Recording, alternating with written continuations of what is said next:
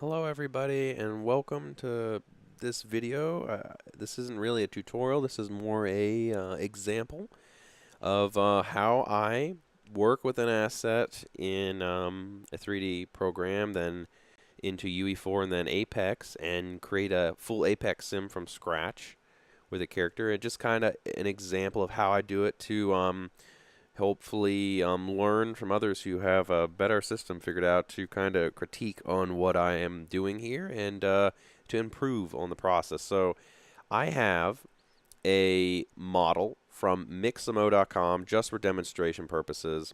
The model doesn't really matter, whatever it is. It's all just visual only. And I have this little guy called Ybot, and I'm just going to pull him into my scene. If anybody is wondering, I'm using Cinema 4D R16, the most updated version. And I'm going to port everything in, typical Y pose. And I don't think really your 3D program really matters that much unless you're using Maya, because it does have an Apex plugin. But from what I've heard, the standard Apex system runs better than the Maya one and just has more features. But it is debatable on which one you want to use. For me, I'm more comfortable in the actual just raw Apex system itself. So that's what I'm going to be using for this. But here's my character, and I already have a cape built here, so I'm just going to copy this, and I'm going to pull it over into my scene here. Paste it in. I already have it lined up and everything. And what I'm going to do is this is how I usually have read that I need to have the cape bound to my mesh with a bone, because that's what I know so far. I know how to create a asset to be dynamic that's part of the body, basically part of the bone. I don't know how to create detachable and removable parts, like have this cape be dropped and then put onto a new character and another character and have like some type of socket inside a UE4 that would attach. I don't know how to do that, but I'm pretty sure it is possible. But first things first, I am going to create a texture for this plane. I'm going to double click, make a texture, throw it on the plane, and I'm going to make it red, because superheroes have awesome red capes, and he could be a superhero. There we go, red cape, and I'm going to name this material cape, just to keep things simple. Now, what I'm actually doing here in Cinema 4D, as far as this is concerned, no one really has to pay attention with, is just some rudimentary stuff that could be done in almost any piece of software. But we have all this done. Now I'm just going to go through my model and pick the bone that I want to bind my cape to. And I want, let's see, it's under spine, and then it's down one more. This guy, I like this bone right on the shoulder. It seems to match with his shoulder blades more. So I'm going to take this one, and I'm going to select my cape. And everybody has a different binding process. For me, I just go command commands bind, double click to see how well it's working, click here to see how well it has been bound. I can see the weight that has been applied, and there we go. It has been fully bound. We can test it real quick by grabbing that bone, and we could rotate, and what do you know, it's following. So we got that. That's really good and dandy, but this is as far as I usually go inside in Cinema. So this guy is ready to go. He has a texture. He has been bound. He's ready to roll. So here's the export system that I usually go through. I'll do File, Export, then FBX. And now I got to pick my location. This is where I'd like it to be. I'll call this Ybot C4D export. There we go. I'll do a regular export. 2010 version for Cinema 4D is the one I found that works best.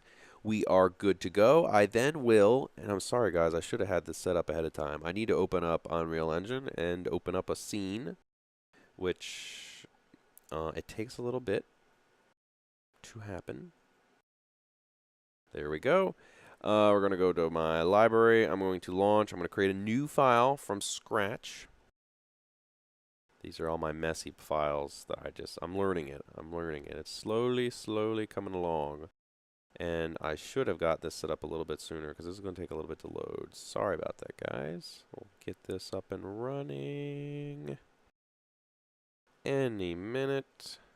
It's back there somewhere. I know it. There it is. There we go. Now we're going to do new project, and for me, I like using the third person shooter type style with the blueprints, and we're just going to launch that just because this is a good demonstration purposes here. And we'll boot it up. And the reason I'm going into Unreal Engine is the process that I've read that people have told me that works best is to do not take your raw FBX export that we have right here, C4D export. This is the original guy. This is one we exported now with the cape on it. Do not take this and pull this right into Apex and then import this into UE4 and then Apex, because when you port your files into UE4, there is issues that can come up. Where is... The scene must be loading. I think it is. Somewhere? Yes, it is. 93%. It's on its way. You'll just wait a little bit more for it. But you do not, from what I've learned, you do not take this raw file. What you do is you take this file, import it into UE4, export out that model, and work with that file in Apex. And that is what has been giving me the best results. Because anytime I take this into Apex, work on this, and then port it in, and then use that Apex file, there's issues, mismatches, and whatnot. So here we go. UE4 is open. Let's take this file and just port the guy right in. I'm just going to drag it over and drop it in like that. We could have done the import functionality. We're not going to do it. Let's open this guy up. We're going to do an import. Now there is some errors going to pop up. This has nothing to do with Apex. This has to do with Cinema 4D. No smoothing group, no bind pose. That has to do with my mesh, how it was done because it's from Mixamo, and this has to do with Cinema 4D's export system, the fact that I didn't bake the mesh out or do anything. I should have done that, but I'm being lazy and I didn't. It's okay, it still looks fine. Pull the guy right in here just to take a look at him real quick. He looks fine. One little cheat I am going to do, or not really cheat, is I'm going to open the cape texture. It's going to be down here, and I'm going to make it double-sided or two-sided. Hit save. It's going to take a little bit to save this. It gets lagged at 50%. Few seconds, and it's going to tick along. There we go. Done. We're going to close this. Now we got two sides so we can see it on the bottom and the top. And now what we're going to do is we're going to hop on over to Apex with the same, with this file here, but we're going to export it. So how we're going to do that is we're going to right click on the character that we have. This is our original guy that we ported in, except now it's inside of UE4, and UE4 has done its coordinate changes and such to it. And we're going to go to Asset Actions and do Export. And now I need to find a spot, so I'm going to just go to this location, and I'm going to call this UE4 Export. This is going to keep track of that. And boom, we got that. So now in this folder we have UE4 Export. So let us open up. I'm going to create a new just a new folder here so I can keep that one safe. I can keep my location there safe. I'm just going to go to my location. I'm going to go to Videos, NVIDIA Developer, Apex SDK, bin, 32-bit, and hop on in to Apex. Now we're getting down to it. Sorry this video is a little long, guys. Now what we're going to do is going to do File, Load Mesh, not Load Last Mesh, sorry. Don't click Load Last Mesh, Load Mesh. I always read that and click too soon. We're going to paste that directory in again to get here real quick. Here is the one from Cinema 4D. Here is the one from UE4. This is the one that we're going to use. This is the one that I've been taught to use from UE4. And we're going to open it up, and there is our guy. And the textures don't translate over from what I see, but that's okay. We don't need textures on here at all. We just need to have our actual... And we do see the cape is actually saved. We just need to have our mesh because textures have no point here. It's just about mesh and simulating that mesh. So I'm going to click on the cape, and I'm going to go, and my little view panel is pulled onto my other monitor. That's why that didn't load up. Normally is here for default. And I'm just going to take max distance, and this is I'm going to paint that. I'm going to take my paint and pull this to the top. I'm going to flood those values. I'm also going to change my view so I can see the vertices and how far they're moving. I leave them at the longest height just because I like it to have very floppy cape. You could reduce this a lot, but I like a big floppy cape. And that's all up to whatever personal choice you want. And then I'm going to go to my little paintbrush, and I'm going to zoom in. And I have it already on my guy. And I like to do volumetric, so it'll go right through. And I'm just going to right-click and just take away the top pieces here, because this is the pieces I do not want to move. Just right-clicking and dragging. So when we turn this back on, there's our body, and you can see that's where it's hooked in there and where it's not going to move. So we can get rid of that. We have all this set up. We have it selected. I'm going to generate tangent space. Very important to do that. I'm going to update it once because I'm paranoid. And now we have that. So now we can click all three of these guys on. I'm going to go back to none. I'm going to go to single layer cloth, start simulation, just to see how everything is ticking away on this guy. And there we go. Now it is colliding through the body here. So what I want to do is I want to get this cleaned up so I can actually get some collision on this guy. So here's how we're going to do that. And I normally just go over back to my input mesh. I deselect the cape and click generate collision volumes. And now here is where you actually select what you want to collide with. Now I'm going to select them all just to kind of show. For one thing, we don't want any collision on our cape. Our cape's not going to be colliding with itself, so we're going to turn that off. And now we have the different spots here. We have the external mesh and then these little balls inside, which are his joints. So here's joint selection. We don't want that. We only want the external. So I'm going to only generate collision on here. Now, this is where you can spend forever tweaking this.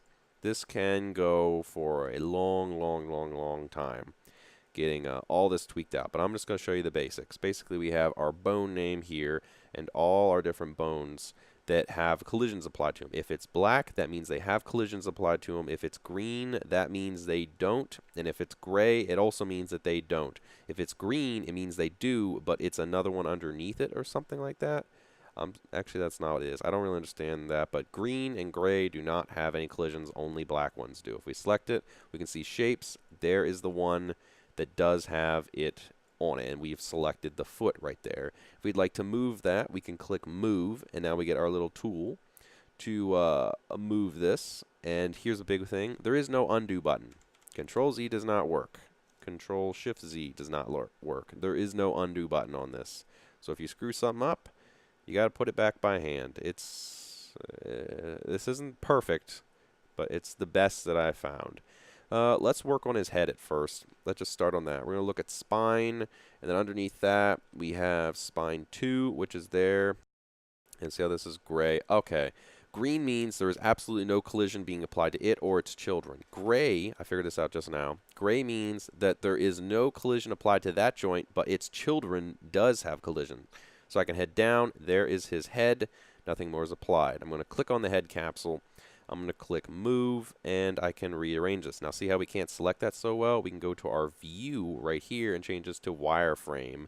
And now we can get inside his head and take a look at that. So let us take our radius, leave that, I'm going to type in 8, just round it off, press enter, take our height and put that to 5. And now we're going to get something a little bit more head-shaped, and that's actually a little too big. I'm going to cut this down to 7. 8 was actually pretty good. We're going to cut this from 5 to 4, maybe to 2. Okay, 2, that's looking better.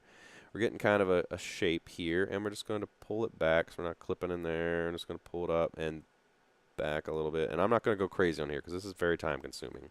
I just really want to fix this chest piece next right here. So we're going to take this, and if we go up, we have his gut right here that's selected. That we can leave that for now. It's okay. And we're going to select this. We're going to take our height to 12.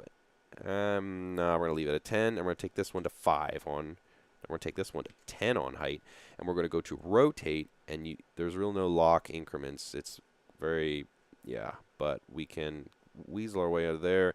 Rotate this thing as close as we think is to 90 degrees. You can't lock or constrain your increments of moving, sadly, but this is the best we got.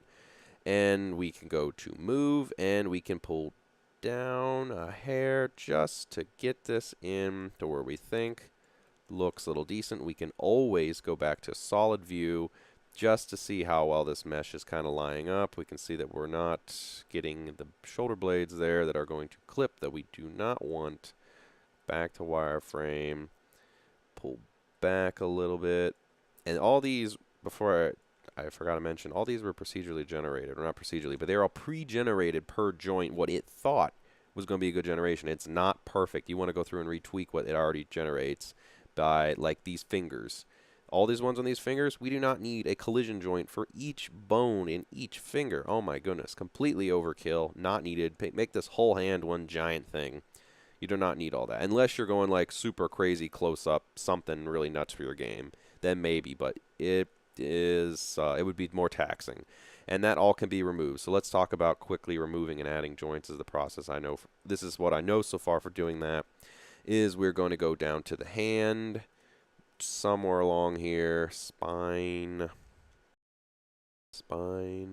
Okay, we got spine, manual, left shoulder, here it is. Open this guy up and work our way down the arm.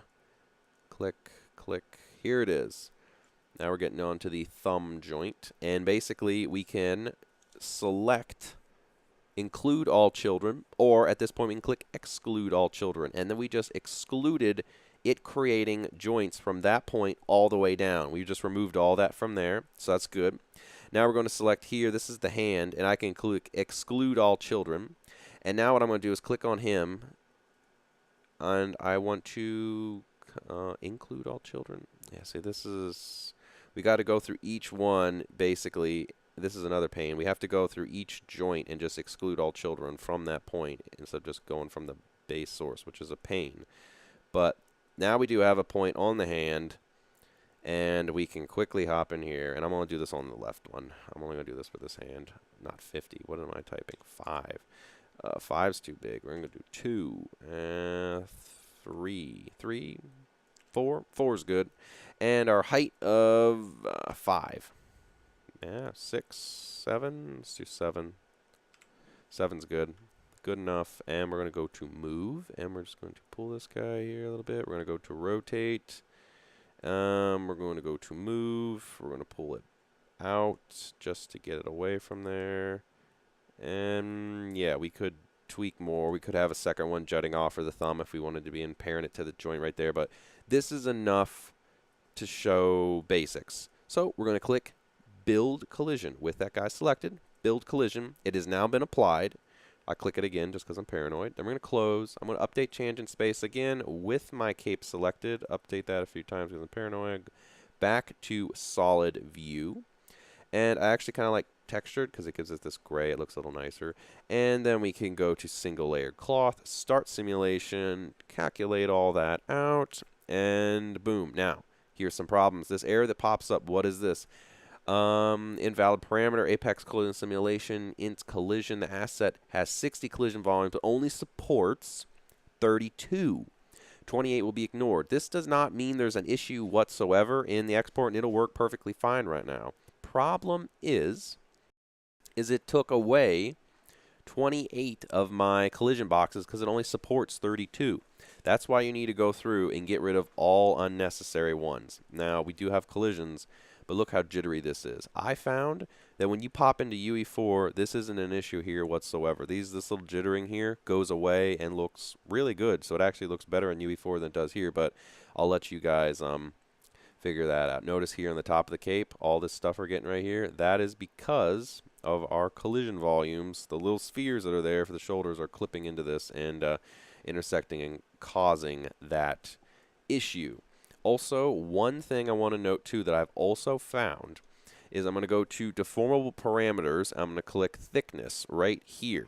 If you have your thickness by default cranked up like really high, it is like here, this is how thick it determines your mesh is, your entire body and everything. And if I went to simulate right now and started a new simulation with this, when you port this into UE4, look how wonked out our cape got. Look how ripped over it is. Like this is, it's thinking our body's that thick, and that's why it is it's clipping in that. So it's basically a scale modifier. He's very thick right now, very big. So we're going to pull this down. I like a number of like 0.5. I'm gonna try 0.3. I'm just gonna see how that looks. That's a little better. Now you can see we're getting less clipping involved up there. I like 0.3, but let's call this good for here. This is all just this is the process. So we're going to go to single layer cloth, and I'm going to click Save Asset. Where are we going to save it? Paste in that directory location again, and I'm going to call this Apex. We'll call this Apex. Apex 5. It's going to save, and it is done. So let us hop over to UE4. Now, one thing I really want to mention.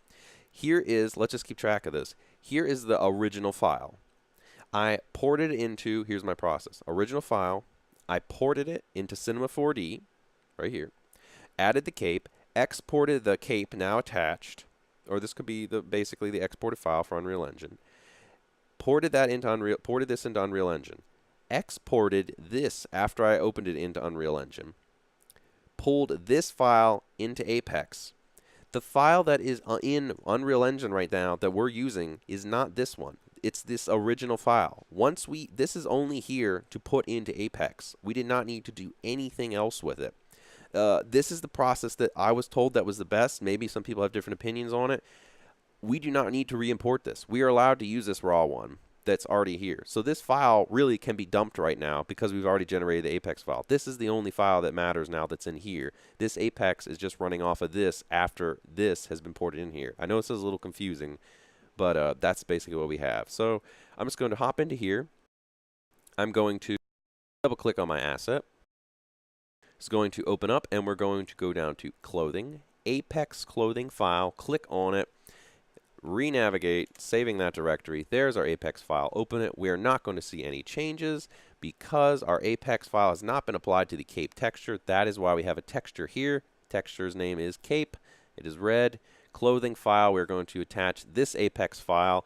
It is going to work, but then we're going to lose the double-sidedness on our cape because it must recompile the shaders. Don't worry, we will be able to see double-sided through that as soon as it comes through. We are seeing some clipping here, but that comes down to my collision volumes and me just not putting enough time into it because I could spend hours on that. There we go. Now we can see two sides because the compiling's done. But notice no jittery motion. Like, that's sitting quite nicely. And we are lifted up off the shoulder. Again, comes down collision volumes. I need to pull them in more, spend time on that. But yeah, that is the process. And I know that I'm doing something horribly wrong inside of Unreal. Like, I know I'm doing this horribly messy. Like, I just feel like inside of Unreal, I'm doing something wrong. I feel like my process as far as Apex is concerned is working well, but my creation of asset and asset import into UE4 and such is probably pretty bad. But just to show you guys what it looks like, the reason I did a third-person shooter, I'm going to replace this mesh over that guy. I'm going to replace this mesh with that mesh. So I'm just going to hop into Blueprints, open him up, and go to Viewport, select my mesh, replace it with my YBot guy. I'm going to compile, I'm going to go out, I'm going to hit play, and demonstrate our collision issues that I needed to work more on, but how well it actually is working. I'm getting it all wrapped up around the arm, and it's clipping because of all those issues. But yeah, there it is. There we go. Come on, break free. There we go. Look at this. It looks very flowy. Like, it looks pretty crazy. Like, considering I did an awful modeling job on this cape. It literally is a plane with the top pinch shut. So, pretty bad modeling. Very bad modeling, yet pretty good results. Ignore all that clipping too. That's just me needing my collision volumes to be better placed. But yeah, I mean, there we go. This is it. Our guy jumping. And oh, you guys probably wondering what my subdivision is. So we can just go into lit to wireframe. This is the subdivision we're looking at. Very low poly count considering the body's got such high. So I think that's pretty decent. But yeah, let me know, guys, what you think, what I could be doing better, how I could improve on this. And yeah, I'll talk to you guys later. Let me know what you think.